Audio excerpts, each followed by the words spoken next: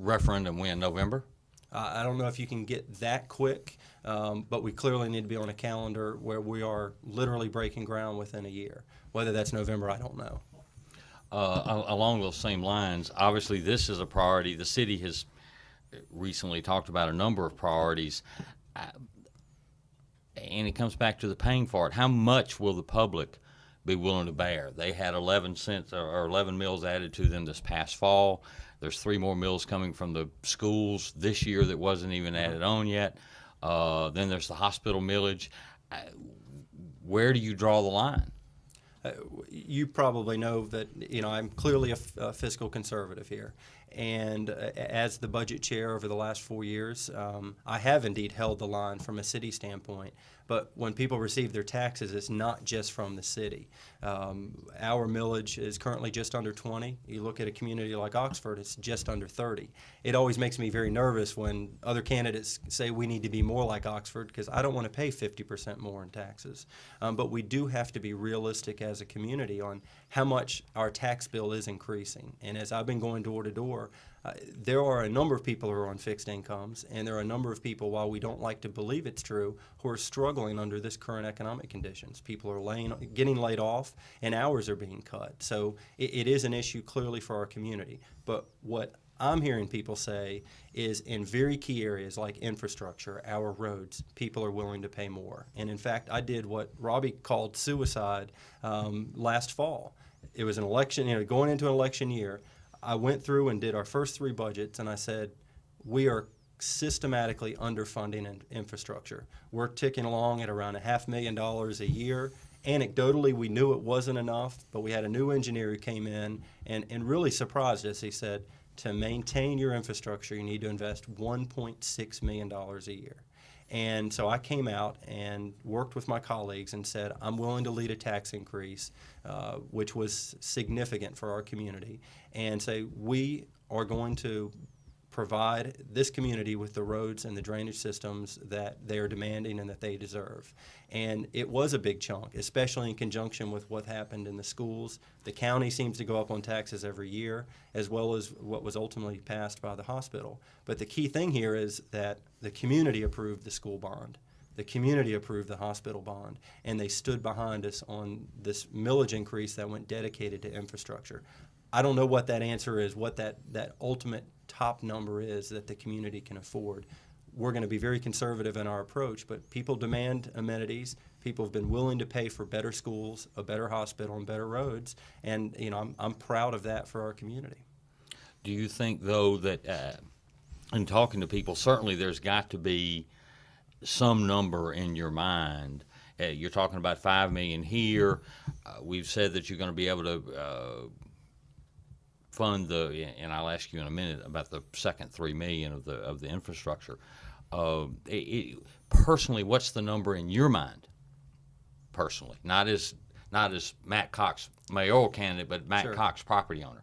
What's the number in your mind? I think you have to look at it holistically, and it's not just the city. The city, when you look Matt, at our what's total the number in your mind as Matt Cox, a citizen? Are you willing to pay 5 mils more?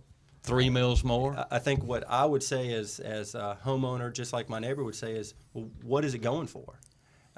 If it's going for better city facilities, yeah, me personally, I'm willing to pay more. Is it going to pay for better roads? Yeah, I'm willing to pay more. If it's going in to just pay for the operations of a city, no, I'm personally not willing to pay more. But it isn't a number, and I think we have to be very careful that we don't draw these lines in the sand as a community, because it's not realistic. We're not managing this thing by soundbite. We're managing it about what's best for our community, and those things, they're not as clear-cut as you might like them to be. I'm going to defer to before I dominate all the time. No, just a couple of follow-up questions on this discussion. With your plan that you're proposing with the new city hall, renovate current city hall for police, a couple of things. One, what happens to the court facility? Where is it? Does it move with this new city hall? Second, where did the concept of build the new city hall building come from versus, because for the last 8 years when we've been talking about this, it's always been court and PD. Mm-hmm. Third, if you renovate existing city hall, and I understand square footage, but does that building lend itself to do what needs to be done as far as sally ports and other specific unique facilities for a police complex or a court complex even? So.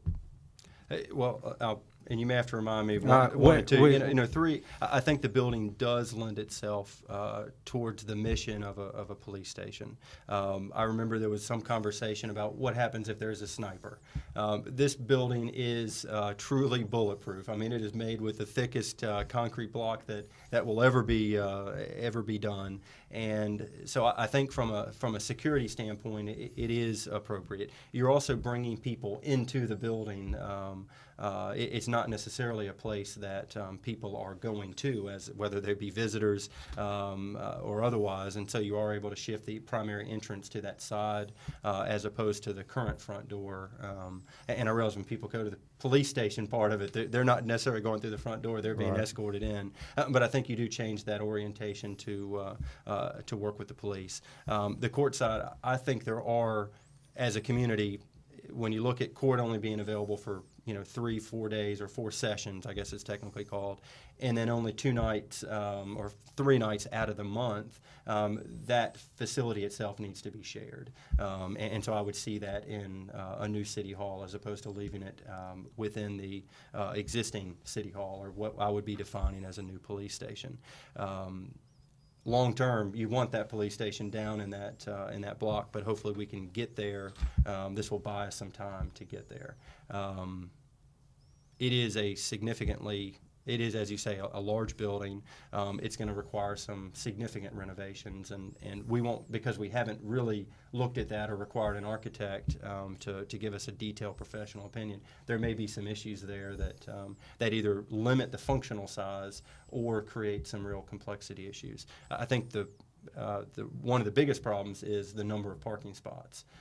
Right now, the city owns that spot next to it, and there was a thought, well, do you need to provide a spot for every police officer who has a vehicle? And obviously, there's this thought process that only a certain number of the force is actually there at any given time, and yet that will continue to be a problem within parking in our downtown and parking for that facility. Did I miss one?